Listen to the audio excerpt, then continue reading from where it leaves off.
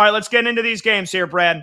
You'll be on pins and needles. Yep. You'll be a wreck. So Illinois, UConn tomorrow to kick things off, the 6:09 p.m. Eastern tip. Illinois, the 3 seed, UConn, the 2 seed. The Illini showing an incredible new level of defense to get to this point here, dominating Houston with that 17-0 kill shot in the Sweet 16, and then taking care of Iowa down the stretch in the Elite Eight, winning both those games by double digits. Their largest or their smallest victory so far was by 10 points over Houston. UConn, meanwhile, had to sweat against Furman.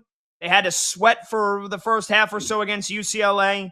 It went down to the wire against Michigan State. They blew a 26-5 lead to start the game and had to win it late. And then an improbable 19-point comeback against Duke. There hasn't been a single game that has really been easy for UConn. And so I guess that's where I'd like to start. Do you think that the fact that they've been tested every single game, that they have that battle-testedness, that they're ready for anything, whether it's a big lead, they know they can't take their foot off the gas, whether it's being down double digits, they know they can come back. And Danny Hurley having won back-to-back championships just a couple of years ago, is there an advantage in that, or do you think that once we get here, these teams have had a week to prepare, that it doesn't really matter? No, I think it does matter. They've shown incredible resiliency, and I think that will come into play. I mean, Illinois can go out there. They could levy a kill shot in the first half, and somehow, maybe by halftime, get up by 15 points. And UConn would be like, oh, yeah, we've been here before, and it happened in the last round against Duke, and then they can scratch and claw and chip away in the second half, and maybe have another Mullins-like miracle, right? So you can really never count them out. Look, the impressive thing about Illinois, as you just mentioned, is it's the approach on defense and how they really clamp down in that area. Stark improvement. I mean, that was the eyesore for them over the second half of the regular season, Big Ten season, is how many easy buckets they were just giving up repeatedly. And they refusing really to defend along the arc. Not challenging, contesting a lot of shots. They always got supreme rim protectors because they're the longest team in college basketball. But they have just, have shown a steely resolve, challenging shots repeatedly in this NCAA tournament. The length of Illinois has been so disruptive. They're only giving up 0.935 points per possession in the NCAA tournament. That's ultra elite, folks. It really is. And you look at a lot of the advanced data over the month of March, and Illinois just bests UConn pretty much everywhere. UConn's profile is just so ho-hum, so vanilla, so meh, as they're outside the top 115 EFG offense, top 115, they're outside of an EFG defense. Illinois well inside the top 100 in both those categories. And you look on Bartorvik as well. UConn's number 20 in overall efficiency in the month of March. Illinois is number 4. So, if Illinois plays even, I think, a B-level game, they should be able to take care of business, and it could be in convincing fashion, folks. I know the spread is ultra tight right now at our friends at BetMGM, but, man, I saw the energy in the building today, watching the practice of the Illini. There is a bounce in the step. They seem ultra confident. Brad Underwood loves and adores this team. And, again, the crowd, I think, is going to play a role with, Champaign only being about an hour and 45, hour and 50 minutes west of Indianapolis. I think it could be close to 70-30 orange and blue in the stands, because UConn fans are like, hey, man, we've been here before. Do we want to make the trip from Stores to Indy?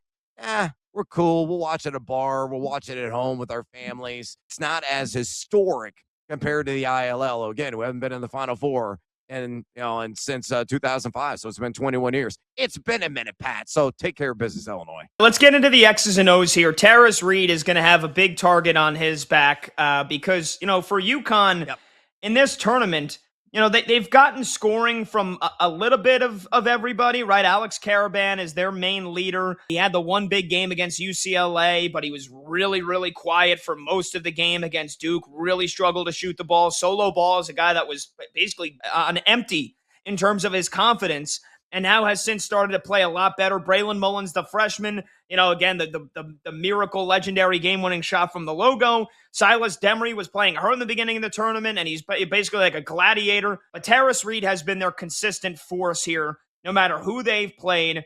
And he had the monster game against Furman with 31 points and 27 rebounds.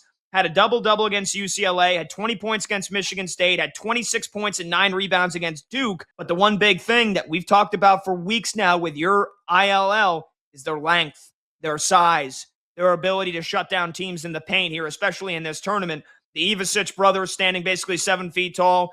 Mirkovic at 6'9", Stojakovic at 6'7" or 6'8". Of course, they're going to look to shut down Tarris Reed. Do you think he still needs to have a big game? Does he need to dominate the paint in order for UConn to win this game? Dominate the paint. I think he's got to bring at least probably a B plus game. UConn is going to have to shoot over the top of that Illinois length, and that's been the downside of that team. I mean, look at the Duke game. They started 1 of 18 from distance.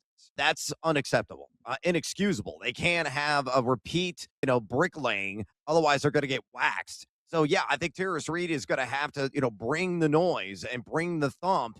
But the advantage Illinois has, as you mentioned, with the Ivicics, with David Mirkovic, they just keep throwing wide bodies at him. A lot of girth on girth action, to say the least. And I think that is advantage Illinois unless Reed somehow channels a 31-27 he had earlier in this tournament. I think that is a snowball's chance, and you know where. Yeah, honestly, I don't know if he needs that. I don't really think he even needs to score more than 15 points. For me, it's the rebounding. He's got to dominate the boards, and obviously stay out of foul trouble is paramount. That goes without saying for both teams here on an everyday game basis, but even more so for this game.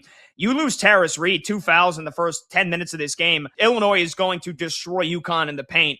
No offense to the backups and the other big men coming off the bench for UConn. There's nobody that can replicate what Tarris Reed does for Dan Hurley and the Huskies. So he's got to stay on the court. And again, I don't think he has to be too big of a factor scoring. He has to grab 13, 14 rebounds. Like, he needs a monster performance. He needs to be like the Dennis Rodman clip from the Bulls documentary, where he's basically like, yeah, I could see by the way the ball was coming off the rim. Here it is. Yeah. He's got to swallow. He has to inhale rebounds. Second chance opportunities are going to be massive for UConn. And on the other end of the floor, he's got to keep Illinois from getting those second chance points, because I think that could, above everything else, we talk about turnovers. We talk about just shooting the ball well. We talk about free throws. We talk about hitting the threes. I think limiting second chance opportunities is probably the biggest thing, in my opinion, for UConn, and that starts and ends with Tarris Reed.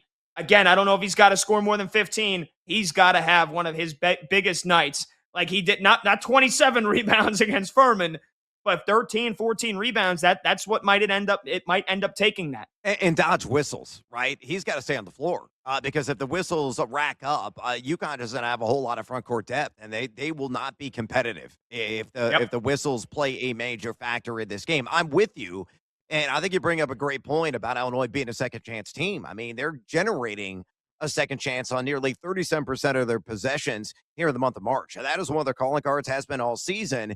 But it's more than just the front court. Illinois' guards are big. Eden Vogler is 6'6". He's already had a 12-rebound game this NCAA tournament. Yep. And David Mirkovic, a guy at 6'9", is a wide load, and he's just so savvy in finding those soft spots and those creases and snagging and snatching those boards.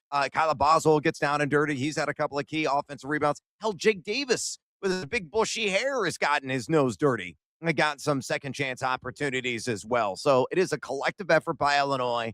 They are an elite rebounding team. Reed is going to have to play almost out of his mind. Like I said, I think in order for UConn to be competitive, it's got to be at least a BB plus. But when you boil it down to everything and you're thinking about it here in real time, it might have to be even greater than that. So dodge the whistles, prevent those second chance opportunities. You check those boxes, you kind of make competitive. If you give that up, Illinois could rout them. Let's talk about the coaches here, because we've got Danny Hurley in his third Final Four now, back-to-back championships in 2023 and 2024. Meanwhile, for Brad Underwood, we read the quote earlier this week, 39 years in the business. This is his first time in the Final Four. A guy that's been around for so long, though, but now all of a sudden coaching in the Final Four for the first time. And Dan Hurley's going to bring his lunacy, his psycho attitude, and he's going to try to work the whistles. He's going to try to become a factor. He's going to try that mental warfare, whether or not he tries to get in the heads of the other coaching staff and the players or not. He's over there. He's lurking. He's going nuts.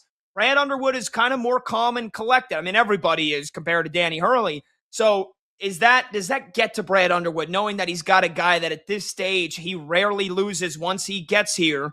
And just in terms of the X's and O's here, do you think you give the coaching advantage to Danny Hurley, or do you think Brad Underwood makes a statement on tomorrow and proves that he's got all the goods here to outcoach Dan Hurley in the Final Four? Yeah, I mean, I may not be out coaching Hurley and guaranteeing a victory, but he's going to be competitive in what he does in terms of the buttons that he pushes from a coaching point of view. I think Danny Hurley is the best coach in the Final Four, period. Overall, in college basketball, he may be the best coach, period. In his story, he's exceptional.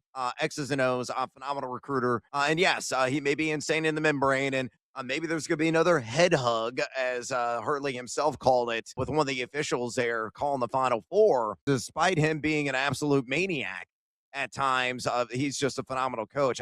I think Underwood is more reserved. I mean, just a handful of years ago, that fire in the belly, you could see it. I mean, he was screaming and yelling at his players constantly. He's been a cool cat with this team. He just kind of sits back and, recalibrates when he needs to. Doesn't get overly heated by any stretch of the imagination. I think the big question here, Pat, is does Danny Hurley cross the line? That's what I'm curious about. Will there be a moment in the game where the officials are like, we've had enough of your crap. Bang, you're teed up. I mean, that is very much on the table. So Hurley has got to really protect himself, and he has got to be savvy with how he approaches this and keep his emotions in check. Can he do that in the moment? I'm not so sure. I think Brad Underwood being a little bit more reserved, that's to his advantage. Let Hurley be a madman, and he may get a few freebies out of it. I'll just push back on that because I think he said it himself. Dan Hurley goes, I've only gotten one technical in the month of March in my in the history of a coach. In March Madness, he's only gotten one technical. Yeah. He's been here before, right? He knows the moment. He knows when he's maybe got to push the buttons a little bit and toe that line. But this guy this is his third Final Four, is number one for Brad Underwood. So Dan Hurley's going to do what Dan Hurley does. I think the thing for Illinois and for Brad Underwood is to not get flustered by it. And if you're listening to us and you think, come on, you think a coach can really have that impact on a game? He can. Oh, yes, he can. We're not talking about 30, 35-year-old pros, veterans of the NBA. We're talking about kids still. They are paid like pros. But we're talking about kids. You got Dan Hurley acting like an absolute lunatic, not even directing it towards you, but just controlling the atmosphere, working the crowd, which he's going to want to do. Can that get under the skin? Does that impact Illinois? I think that's going to be a big question mark, in the early parts of this game.